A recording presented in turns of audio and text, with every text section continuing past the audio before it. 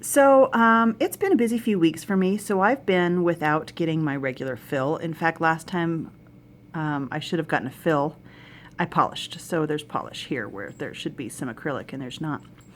Um, but it has been 3 weeks, actually getting close to 4 since I had a fill. And I thought I'd show you a little bit about why you should get your fills done every 2 weeks and not wait like a slacker like I am. First of all, do you see this cloudy area right here in this nail? That is actually lift. It's like an air pocket right there. And if you want to know how something like that happens, well, I'm 49. I'm going to blame it on a slight amount of arthritis. When you have arthritis, joints tend to swell. When they swell, the acrylic can't swell with it. So as it swells and then shrinks down and contracts back, the acrylic has no choice but to break away. So there's an air pocket in there. Air pockets are bad because if you really pay attention, I think I could see it right here. There's like a tunnel right there from that free edge where air is getting into that air pocket. I'm pretty sure I can see other areas where it's catching right here too. But air is a bad thing because air allows moisture. And moisture with bacteria.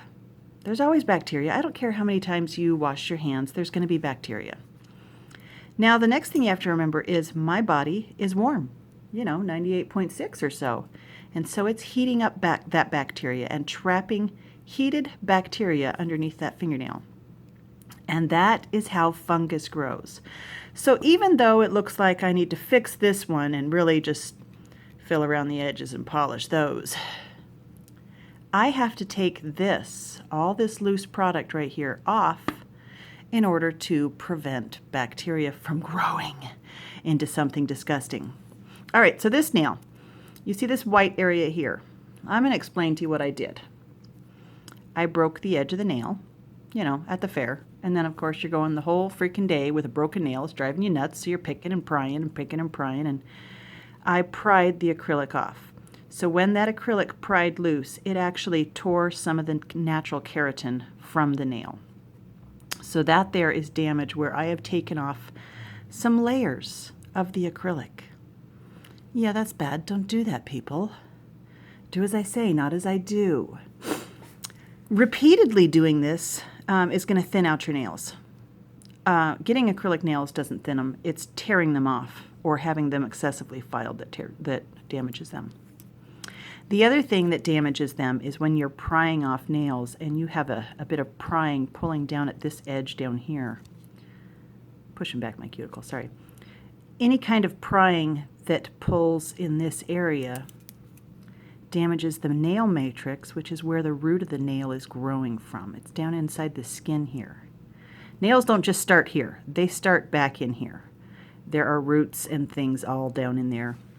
And if you're damaging the shape of those roots, that's how you end up with lumpy, bumpy, ridgy old lady nails. And I'm sure you've seen plenty of people that have ridgy nails, and their excuse is some nail tech did it to them. No, prying nails did it. Whether the nail tech pried their nails off or they did, that's what does the damage there. So I have been wearing acrylic nails since I was 18. So that's 31 years. Holy crap, that's a long time. And as you can see, I don't have any ridges on my natural nails. I haven't filed any of this smooth from prying the acrylic off like I did when I was, at the fair, being annoyed by a broken nail. But you can see there's smoothness to the whole nail. There's no ridge in there. There's no lumpy, bumpy spots. So that is what a nail should look like minus this piece. So anyway, just thought I'd give you a little bit of nail lesson. Something else to show you is this right here. This nail is starting to lift away right there. And that again is a way for bacteria to get in there. Natural nails dehydrate out. It's just a fact of life. The cleaning products we use, etc., will cause those nails to dry out and they will pry away from the acrylic over time. Anything else exciting I want to show you? Yeah, pretty much the same thing on the other hand, because Janet is a slacker and did too much, and yeah, yeah. All right, so I'm going to take all that bad acrylic off, that loose acrylic, and I'm going to do a fill. Okay, so I'm back. I did a bunch of filing. Right here, that's natural nail. Here, it's acrylic. And if I show you up nice and close, you can see how it's thick on that side still. Because I had lift over here, I took it all off. There's very little acrylic on that side. This one, I found another air pocket, so I have removed the acrylic all the way up to there, because obviously no swelling occurs in the free edge. This one, again, it was pretty rough shape. I wouldn't call it a air pocket, but it was definitely breaking loose. So I took everything off there. And the thumb was doing just fine, other than these corners were loose from the acrylic. So I will actually use my forms to build my corners back out. And yeah, do the fill. But as you can see, that's pretty much natural nail that you're seeing on me, and no ridges. Because I don't typically prime my acrylic off like I told you I did this time. And yes, everybody makes mistakes, and I'm admitting that I had a frustrated moment when I had a broken nail and couldn't deal with it, right? We all have those.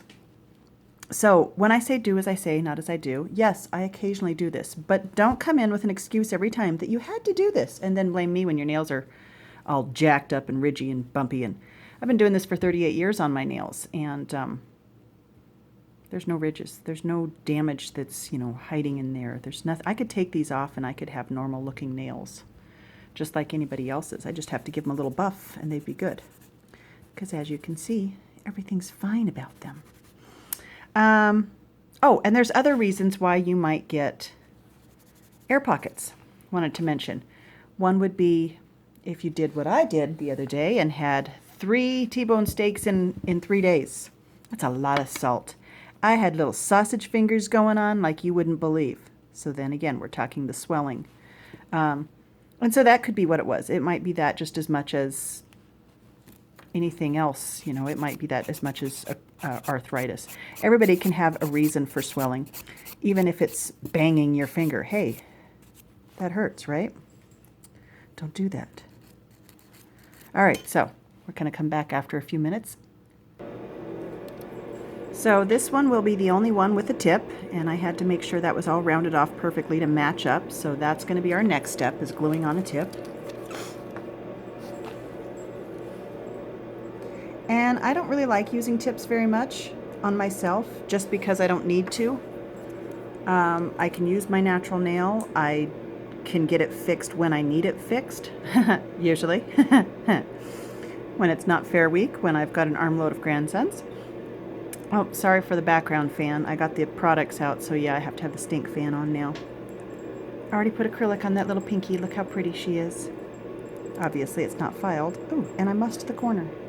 We'll have to fix that. So, there's my tip. Okay, so I'm back with my Terminator tips here. I used the forms to create that corner that had been taken off. And again, also on this one, I'm not going to pop that one yet because it's not quite set. And obviously put acrylic on that tip to make it match the others. So my next step is going to be filing. Well, I'm back and I have filed everything smooth. Now I just want to clean them up just to show you what they're looking like.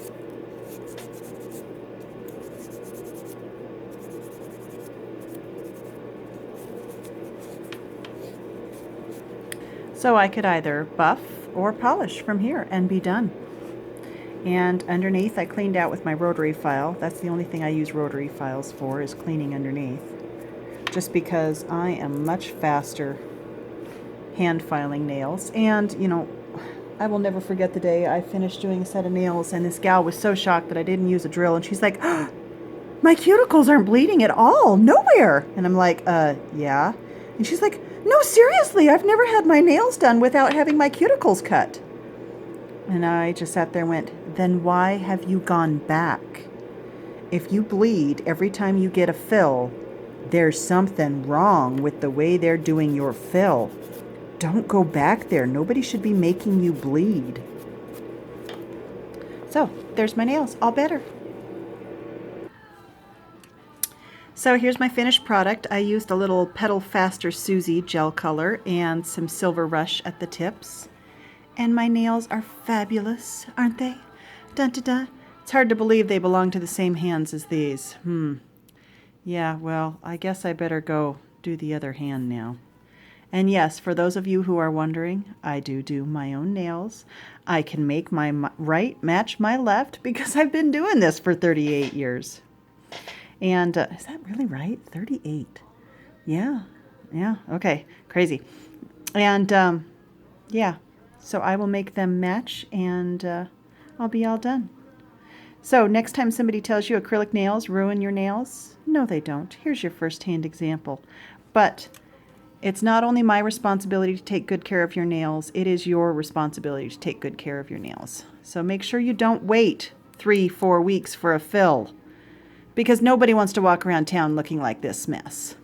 But also, you don't want to risk the chance that you're going to have air pockets that are going to allow bacteria into your nails, because fungus is bad. We don't want no fungus. And there's my Petal Faster Susie. Sometimes I use Princess's Rules. They're almost identical. Anybody that knows me knows these are my favorites. And I do the Silver Rush or the Gold Rush on the tips. Thanks, everybody. Bye.